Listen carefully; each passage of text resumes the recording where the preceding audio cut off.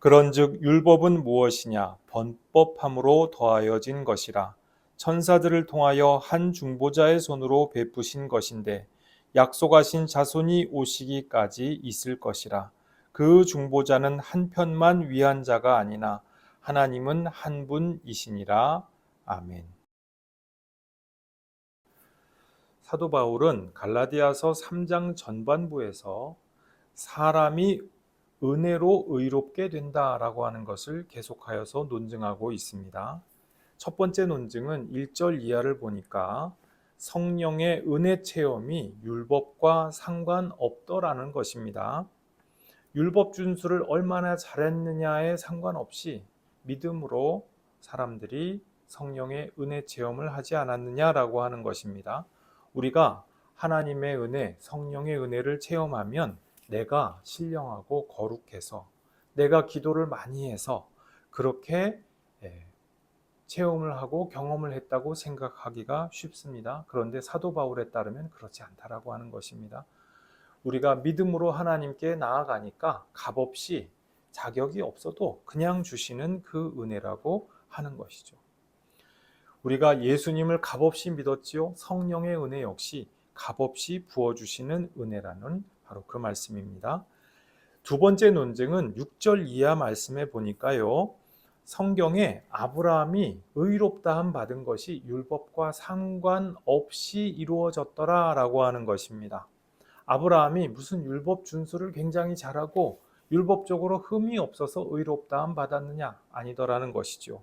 또 할례를 잘 받았기 때문에 하나님의 백성으로서 비로소 의롭다함 받았느냐? 아니더라는 것이죠. 하나님이 무엇으로 아브라함을 기쁘게 보셨습니까?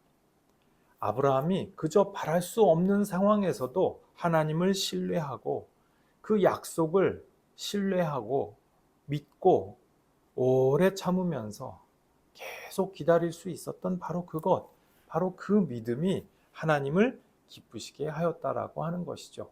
우리가 믿는 믿음은 어떤 것입니까? 이 믿음은 우리의 공로라고 할 만한 것이 아닙니다. 그죠? 하나님을 믿고 신뢰하고 기다리는 바로 그것입니다. 아브라함의 믿음과 본질적으로 같은 것이죠. 아브라함이 그 믿었던 믿음의 방법과 본질적으로 같은 그 길을 우리도 걸어가고 있다 이 말씀입니다. 그래서 성경은 우리를 일컬어서 아브라함의 자녀다, 약속의 자녀다 이렇게 부르고 있습니다. 세 번째 논증은요 15절 이하에서 나오는데요. 사도 바울이 인간 사회의 보편적인 행습, 계약이라고 하는 보편적인 관행을 가지고 예를 들고 있습니다. 사람도 계약을 하면은 계약을 함부로 번복하지 못하잖아요. 바로 그것이죠. 하물며 하나님께서 아브라함 때 맺었던 그 은혜의 약속, 그 약속의 언약을 율법이 새롭게 나왔다고 해서 그것 때문에 번복하시겠느냐라고 하는 것입니다. 율법 준수를 얼마나 잘했느냐에 따라서 약속의 언약을 주시기도 하고 주시지 않기도 하고 그렇게 하시겠느냐라고 하는 것입니다. 그럴 수 없다는 것이죠. 아브라함은 오로지 약속의 언약 때문에 하나님께 의롭다함 받는 의인으로 예언자로 그렇게 여김을 받았지요. 우리에게도 역시 그 동일한 약속이 있다라고 하는 것입니다. 사도 바울이 이 세 가지 논증을 가지고 갈라디아 성도들을 계속해서 설득하다가 문득 이게 오해의 소지가 혹시 있을 수 있지 않을까? 율법에 대해서 사람들이 오해할 수 있지 않을까 해서 잠깐 논증을 멈추고 보론을 보충 설명을 덧붙이게 됩니다. 그래서 19절 우리가 읽었던 이 19절 이하 말씀 25절 정도까지 말씀에서 이 율법에 대한 보충 설명이 계속 나오는 것이죠. 율법이란 과연 무엇입니까? 사도 바울이 보기에 오해해서 독자들이 청중들이 회중들이 잘못된 결론을 내려버리지 않도록 친절하게 설명해주고 있는 그 말씀을 우리가 함께 나누는 것입니다. 율법은 과연 무엇입니까? 오늘날 우리 신약 시대를 살아가는 우리 성도들에게도 율법은 중요하지요. 율법이 과연 무엇인가? 이것을 확실하게 답변을 우리가 구하고 있어야만 하겠습니다. 그래서 구약 성경을 읽을 때 그러면 우리가 이거를 똑같이 지켜야 되는 것이 아닌가? 여기에 대하여서 우리가 분명한 깨달음이 있어야 한다고 하는 것이죠. 자, 19절 말씀에 사도 바울이 이 율법에 대해서 네 가지 특성, 네 가지 속성을 들어서 설명을 하고 있습니다. 첫 번째, 율법은 무엇입니까? 범법하였기 때문에 범법함으로 더하여진 것이다 라고 하는 것입니다. 바울 시대 당시에 사도들의 시대에 유대교 주류에서는요, 율법을 굉장히 신성시했다라고 하는 것입니다. 율법은 영원하다. 창세전에 선제했다라는 식으로까지 생각하고 그렇게 가르치기도 하였습니다. 자, 근데 여기서 하나의 문제가 있어요. 유대교에서 사도들의 시대에 메시아를 기다리고 있었단 말이에요. 자, 그러면은 메시아가 오시면 율법의 위상은 어떻게 되겠냐라고 하는 것입니다. 율법을 신성시하는 그 주류 그룹들은 그래도 율법은 영원하지 라고 생각을 했는데 성경을 보면 그렇지 않은 것 같은 그 암시들이 있어요. 그래서 어떤 사람들은 아니다. 율법이 갱신될 거야. 아니야. 완전히 새로운 율법이 제정되지 않을까? 이런 추측과 의견들이 이렇게 설왕설래하고 있었습니다. 그런데 사도 바울이 어떤 분입니까? 부활하신 메시아를 직접 뵌 분이잖아요. 그리고 그 은혜를 직접 경험했잖아요. 그래서 이 문제에 대해서 이미 공부하였을 것이지만 이제 확실해진 것이죠. 율법은 어떻게 될 것인가? 여기에 대해서 이제 이 갈라디아 성도들을 위하여서 교통 정리를 하여 주는 것입니다. 율법이란 무엇이냐? 본질적으로 모세 이전부터 원래 있었던 것이 아니었다라고 하는 것입니다. 우리 성경 말씀 모세오경을 실제로 생각해 보면 그렇죠. 시내산에서 율법이 수여되기 이전에는 성문화된 율법이란 존재하지 않았던 것이죠. 그래서 율법을 필요 이상으로 신비화해서는 안 된다라고 하는 것이 바울이 알려주는 율법의 위상입니다. 하나님의 구원 약속을 도로에 한번 비유해 보겠습니다.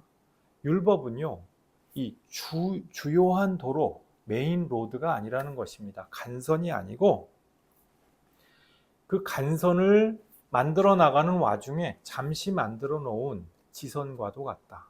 임시 도로와도 같다. 이렇게 비유할 수 있겠습니다. 자, 간선도로, 주요 도로가 이제 멋지게 다 닦였어요. 그래서 그것이 만천하에 모든 행인들에게 다 공개가 되었습니다.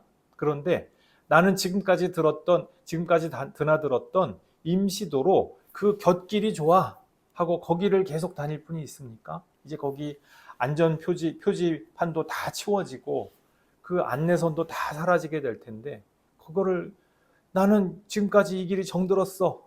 그러니까 난 이 길로 다니는 게 맞습니까? 그렇게 임시도로를 고집할 필요가 없다라고 하는 것이죠. 구체적으로 인간의 죄와 범죄로 말미암아 율법은 임시로 더해진 하나의 임시 방편과도 같다라고 하는 것이죠. 신약 시대를 사는 우리가 구약 성경을 읽으면서 구약에 나오는 규례들을 문자적으로 다 지켜야, 그렇게 해야 죄를 받는 것이 아니라는, 죄를 짓지 않는 것이 아니라는 그 말씀입니다. 여러 가지 규제가 표현되고 또 표현하고 의도했던 그 진짜 속뜻이 무엇이냐, 그것을, 그 의도를 잘 우리가 읽도록 성경 말씀을 잘 묵상하고 깨닫고 알아들은 다음에 그 방향성에 따라서 오늘날 우리 삶 속에서 구체적으로 적용하면 된다라고 하는 것입니다. 할례도, 제사 규례도, 음식 규례도, 절기도, 그 어떠한 구약 율법을 읽든지 다 마찬가지 말씀이라고 하는 것이죠. 예수께서 이미 안식일 정신이 무엇인지 보여주시지 않았습니까? 살리는 것이 근본 정신이라고 하는 것이에요. 어디서 요것을 요만큼 해야만 그래야 비로소 그 규례를 지켜서 구원받는 것이 아니고 해방하고 살리는 것이 근본 정신이요 방향이기 때문에 그 방향과 근본 정신에 따라서 우리의 삶을 영위하고 누리면 된다라고 하는 것이죠. 그런데도 여전히 안식일 규례에 집착하는 것 안 맞다라고 하는 것입니다. 할례 규례에 집착하는 것 안 맞다라고 하는 것이죠. 오늘날도 안식일이나 유월절을 지켜야 구원받는다. 그래서 이것이 진정한 정통이고 잘 믿는 것이다. 이렇게 주장하는 사이비 이단들이 있습니다. 우리 주변에 있고 우리가 종종 만나볼 수가 있습니다. 이 사람들은 성경을 문자적으로 많이 인용하죠. 그러나 성경의 정신과 그 진정한 속뜻에는 안 맞는 그러한 행태를 보여주고 있는 것입니다. 자, 두 번째로 사도 바울이 말씀하는 율법은 어떤 것이냐? 유효기간이 있습니다. 약속하신 자손이 오시기까지가 율법의 유효기간이라 하는 것입니다. 율법이 영원하지 않다라고 하는 것이죠. 메시아가 오신 이후에 율법의 위상은 재정립되게 될 것입니다. 약속하신 자손, 우리 지난주에 나누었던 말씀, 이 약속의 CR이라고 우리가 번역할 수 있다고 말씀을 드렸는데요. 약속하신 하나님의 CR, 메시아가 오시면 모든 것이 개혁되고 모든 것이 격변을 일으키게 될 것이라는 것입니다. 에스라와 느헤미야가 활동하던 시대 포로 귀환기였는데요. 하나님의 법이 많이 혼돈케 되어버렸어요. 많은 사람들은 죽고 포로로 끌려가서 하나님의 말씀을 많이 잊어버리고 그런 시대였죠. 그래서 인구 계수를 이 에스라와 느헤미야가 해보니까 본디 제사장 가문이 아니었던 사람들이 어쩌다 보니 제사장 일을 하고 있는 거예요. 사사 시대에도 이런 일이 있었는데 이 모든 것이 혼돈케 되는 시대에 이 혼돈의 시대에는 이런 일이 종종 발생하죠. 포로 귀환기에도 같은 현상이 벌어졌다라고 하는 것입니다. 그래서 이 느헤미야 총독이 인구 계수를 한 다음에 그 가문의 계보, 제사장들 가문의 계보를 정확하게 조사하도록 했습니다. 본래 아론의 계보에서만 제사장을 할 수 있거든요. 그런데 아론의 계보 아닌 사람들이 어쩌다 보니까 끼어들어 가지고 제사장 일을 하고 있었다라고 하는 것이죠. 그래서 제사장 가문 아닌 자들의 제사장 직무를 정지시키는 그러한 그 명령을 하게 됩니다. 그런데 이 명령을 보면요, 이 명령이 약간 수수께끼 같습니다. 잘 들어보십시오. 느헤미야 7장 65절 말씀에 이렇게 기록되어 있습니다.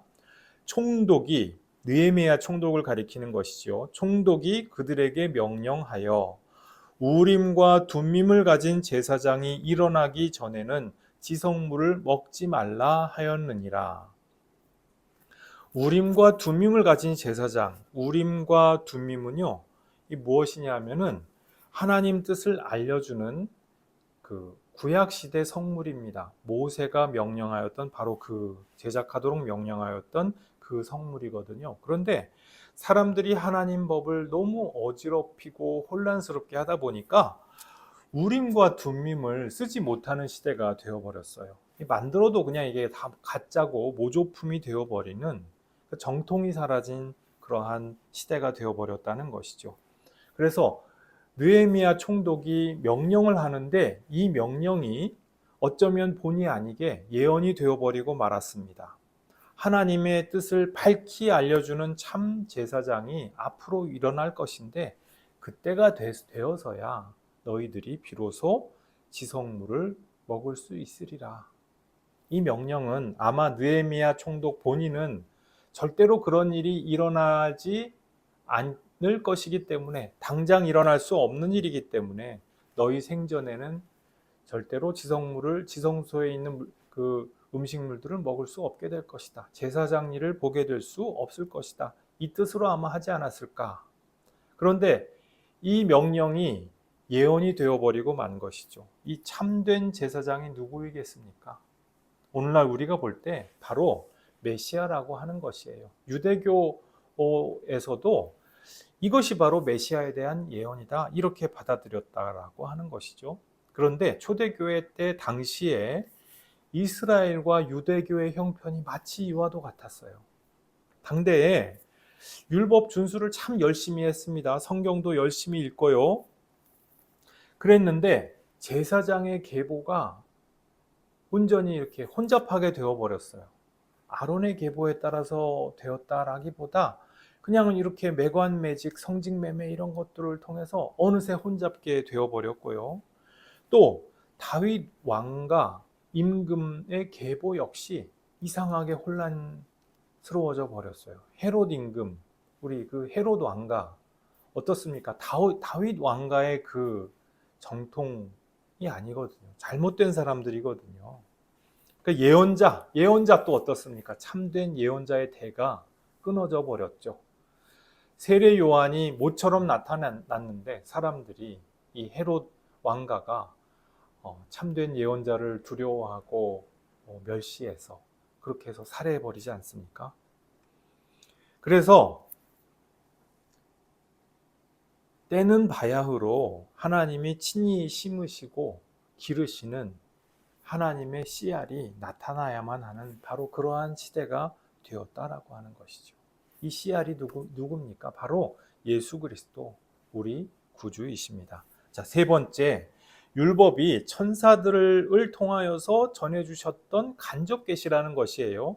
또 한 중보자의 손으로 주신 간접 계시라고 하는 것입니다. 이 계시는 율법은 직접적인 계시가 아니다라고 하는 것입니다. 우리 오늘 구약 말씀으로 읽었던 이 출애굽기 19장 또 20장 말씀을 보면은 하나님이 직접 시내산에 강림하셔서 모든 것들을 직접 하시는 것처럼 기술이 되어 있습니다. 그런데 여기서 우리가 놓치지 말아야 될 대목이 있어요.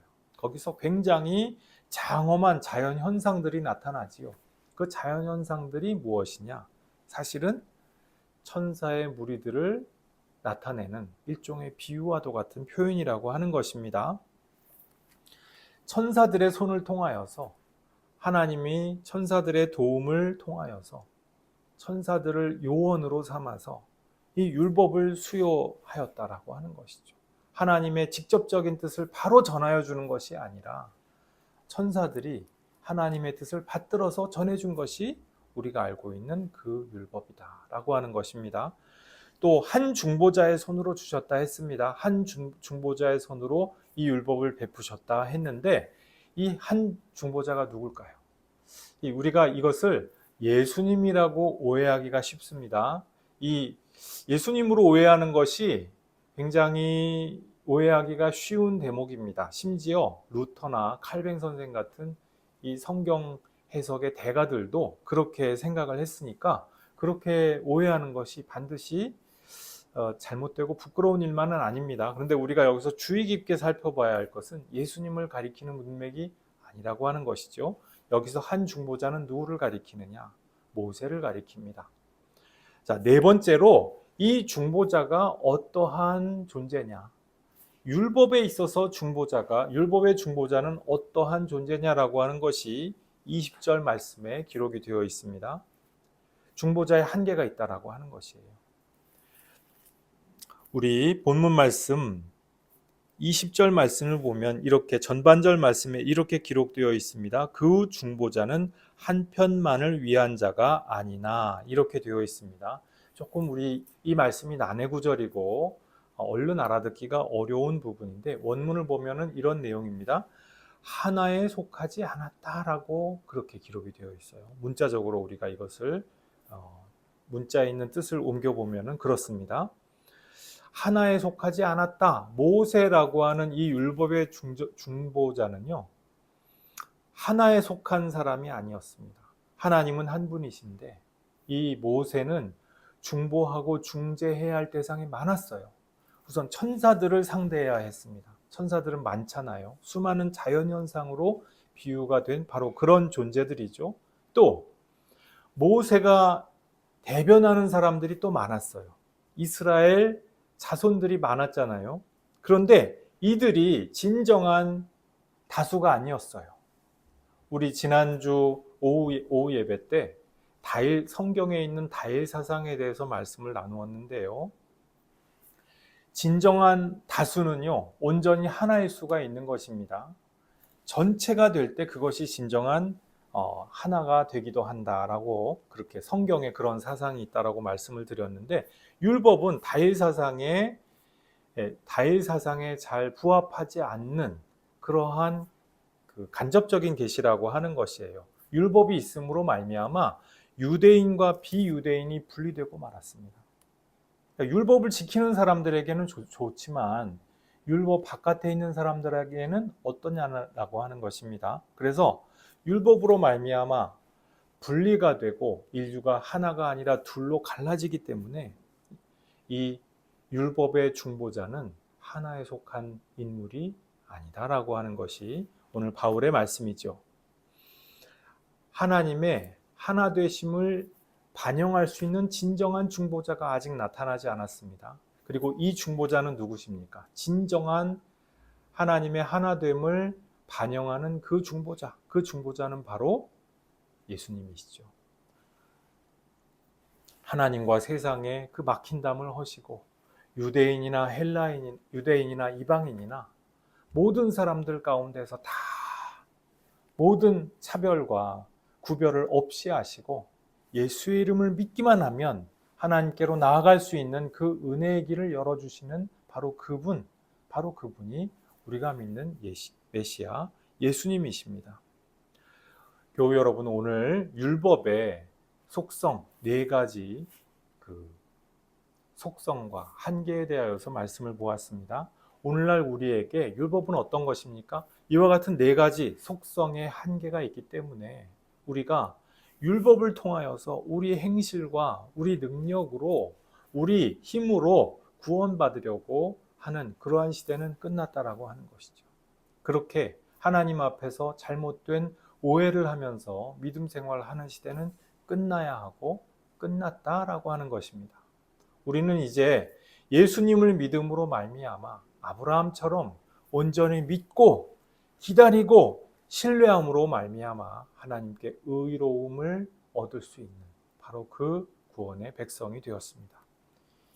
믿음으로 말미암아 값없이 주시는 이 하나님의 구원의 은혜, 자유롭게 누리시는 교우 여러분들 모두 되시기를 주님의 이름으로 축복합니다. 기도하시겠습니다.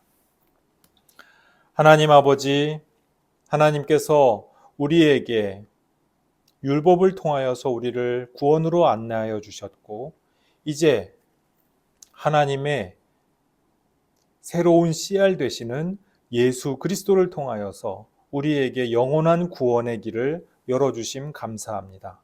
주님, 이 구원의 길은 우리의 부족한 능력과 우리의 모자란 힘을 가지고 비로소 다다르는 것이 아니라 우리의 행실이 부족함에도 우리의 능력이 부족함에도 우리를 있는 그대로 맞아주시고 용서하여 주시고 우리를 기다려 주시고 우리를 동행하여 주시는 그 하나님의 사랑을 믿는 모든 사람들에게 값없이 주시는 그 구원의 말씀이라고 하는 것, 오늘 주님 말씀을 통하여서 깨닫습니다. 주님, 이 말씀 붙들고 우리도 자유롭게 믿음 생활을 하며 자유함 가운데에서 하나님의 사랑을 누리며 행복하게 살아갈 수 있도록 우리의 믿음 생활을 도우시고 우리의 인생을 동행하여 주옵소서. 감사드리옵고 예수님 이름으로 기도드리옵나이다. 아멘.